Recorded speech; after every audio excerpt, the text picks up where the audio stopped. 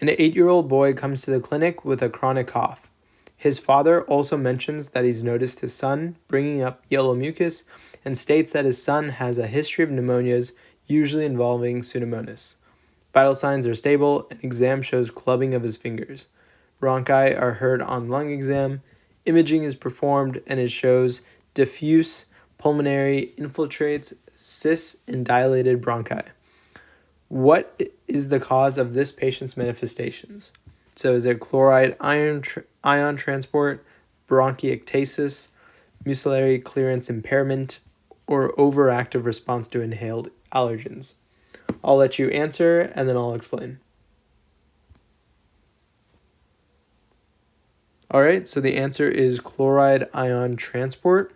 So that's going to be cystic fibrosis. So let's go over this a little bit.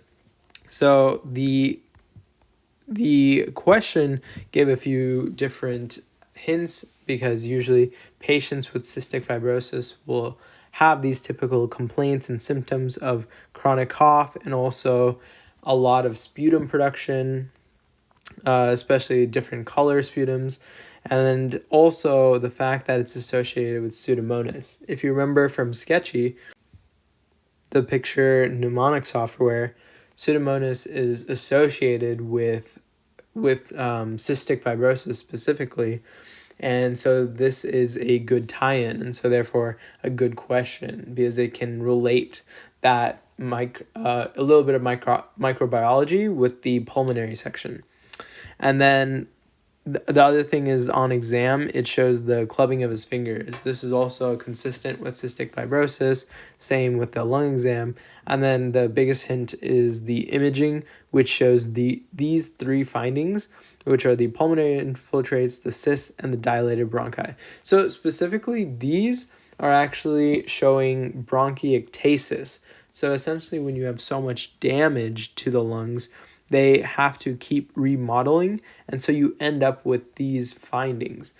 And so actually what this is showing is that this patient has bronchiectasis on imaging, but the other history findings lead you to conclude that it's not isolated bronchiectasis, it's actually bronchiectasis caused by cystic fibrosis. And so let's review cystic fibrosis a little bit.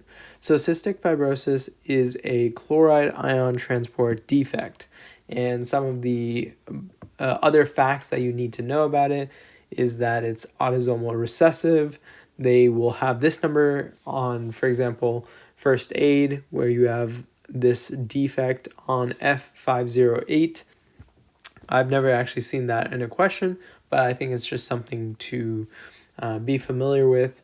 And so how this works is essentially CFTR, this gene that's involved with cystic fibrosis, is involved with keeping chloride homeostasis. And so when it's impaired, the chloride cannot be adequately put back where it needs to be. So it ends up in the sweat duct, and then that gets pumped out. And so you end up having a lot of chloride on the outside. Now, that needs to be balanced because this is a negative charge. And so if you have a bunch of negative charge, it's going to change the gradient. And so to balance it out, we need something to balance it. And that's going to be a positive charge, which ends up being sodium.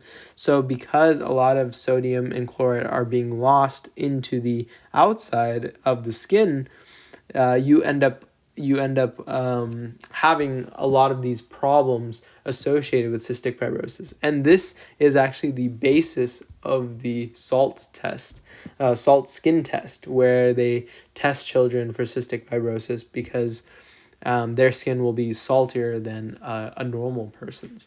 And so in other parts of the body, this ends up creating a very thick thick secretions because you don't have enough salt to dilute the secretion. So you end up with very thick secretions. And this is why cystic fibrosis is such a good test question, because it can involve so many different pathologies and so many different organ systems. So for example, in this question, it involves the lungs. So the imaging actually shows you bronchiectasis, which are associated with the three findings that I showed you in the problem itself with the dilated bronchi and the cyst. And then the etiology of that, what caused it, is the cystic fibrosis. And so the next one is going to be intestines. So this is more when the child is born. It can, because the secretions in the intestine are also thicker, it can cause blockage and cause the infant problems that way.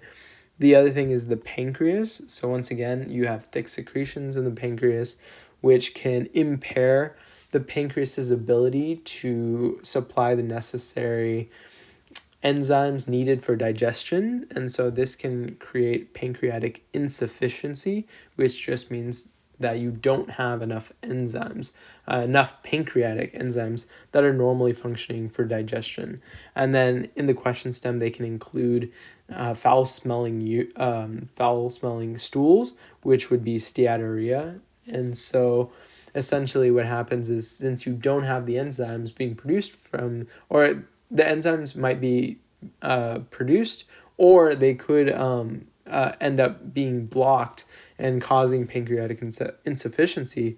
And that because the normal pancreas functions are being disrupted, that would cause the inability to digest lipids.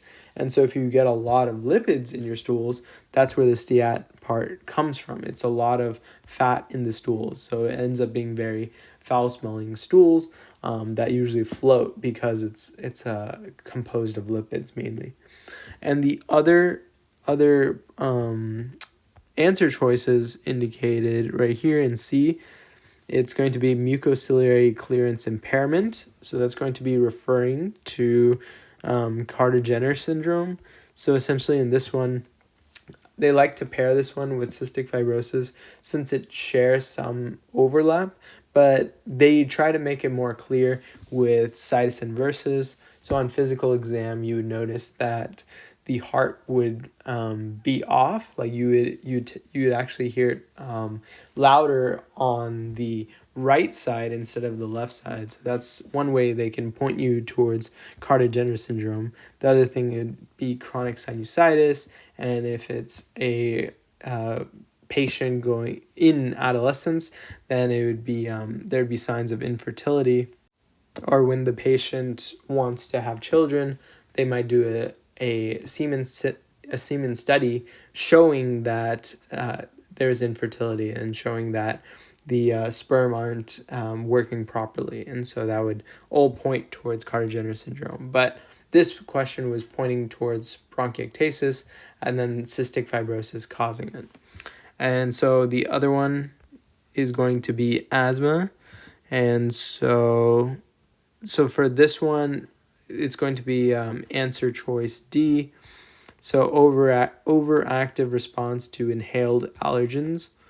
So going back, so asthma. So essentially in asthma, when you inhale something, and it doesn't have to be life-threatening. It's just your immune system or your body is reacting to it in a heightened way, and so it's going to cause these two problems. So one is a direct effect of bronchoconstriction.